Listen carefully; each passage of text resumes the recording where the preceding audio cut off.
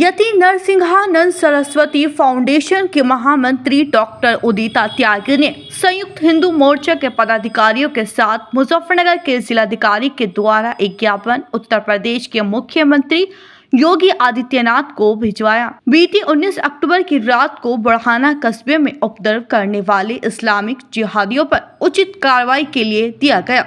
इस अवसर पर डॉक्टर उदिता त्यागी ने कहा कि पूरा भारत में इस्लामिक जिहादियों के कारनामों ने ये सिद्ध कर दिया कि महामंडलेश्वर यति नरसिंहानंद गिरी जी महाराज की एक एक बात बिल्कुल सत्य है और अगर अब हिंदुओं को जीवित रहना है तो महामंडलेश्वर यति नरसिंहानंद गिरी जी महाराज की बात को मानना ही पड़ेगा। डॉक्टर उदिता त्यागी ने पत्रकारों के माध्यम से हिंदुओं को ज्यादा बच्चे पैदा करने और परिवार को मजबूत और शक्तिशाली बनाने का आह्वान किया। संयुक्त हिंदू मोर्चा के तत्वाधान में मुख्यमंत्री योगी आदित्यनाथ जी को भेजे ज्ञापन में कहा कि विगत 19 अक्टूबर 2024 की रात को मुजफ्फरनगर जिले के बुढ़ाना कस्बे में एक फेसबुक पोस्ट का बहाना बनाकर जिस तरह हजारों की संख्या में इस्लामिक कट्टरपंथी उपद्रवियों से भयंकर उत्पात मचाया, वहीं सब ये समाज के लिए बहुत ही भयभीत करने वाले अपराध हैं। छोटी छोटी बातों का बहाना बनाकर इस तरह की घटना जगह जगह पर की जा रही है।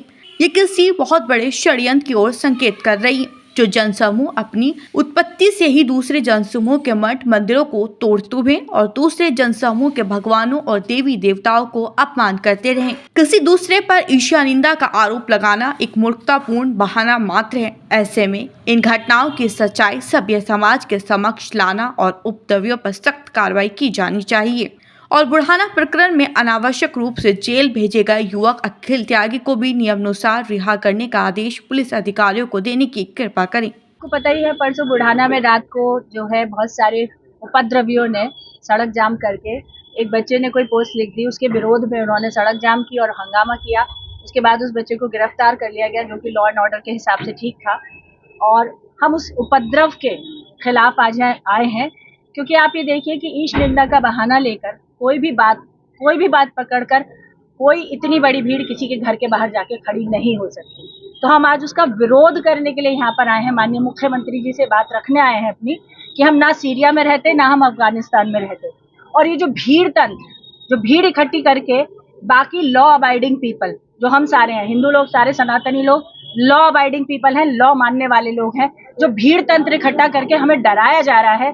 तो उन्हें एक बात भी आज हम यहाँ से बताने आए हैं आपके चैनल के माध्यम से भी, कि देखिए भीड़ दूसरी तरफ भी बहुत बड़ी है और जिस दिन वो भीड़ सड़कों पे आ गई, ना आपका भीड़ बचेगी ना आपका तंत्र। तो ये बात समझने की है कि हमें भी इस चीज के लिए मजबूर ना किया जाए कि विरोध स्वरूप, प्रतिकार स्वरूप हमें भी सड़क पर उतरना पड़ जाए, क्योंकि देखिए भीड़ का जवाब फिर भीड़ से ही देना पड़ेगा। आपने गाजियाबाद में भी आवाज उठाई थी, वहाँ भी भीड़ इकट्ठा हुई थी।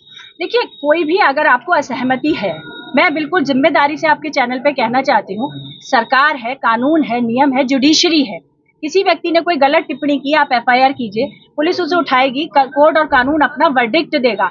आप कौन होते हैं उस व्यक्ति के घर के बाहर खड़े होकर उसका सर तन से नारा जुदा करने का लगाने वाले? मुझे बताइए, आप कौन होते हैं?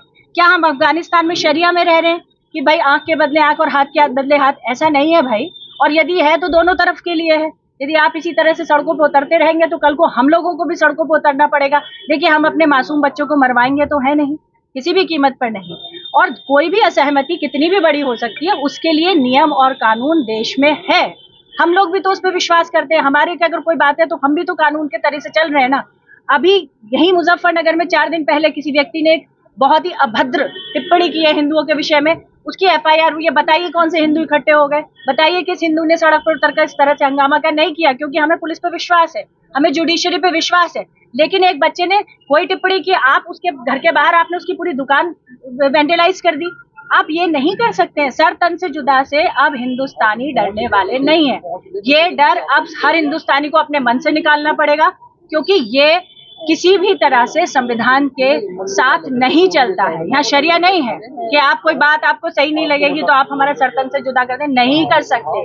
पूरी जिम्मेदारी के साथ मैं इस मंच से कहती हूँ, इस चैनल के साथ कहती हूँ कि भाई आप ये नहीं कर सकते और अब आप लोगों को और नहीं डरा सकते।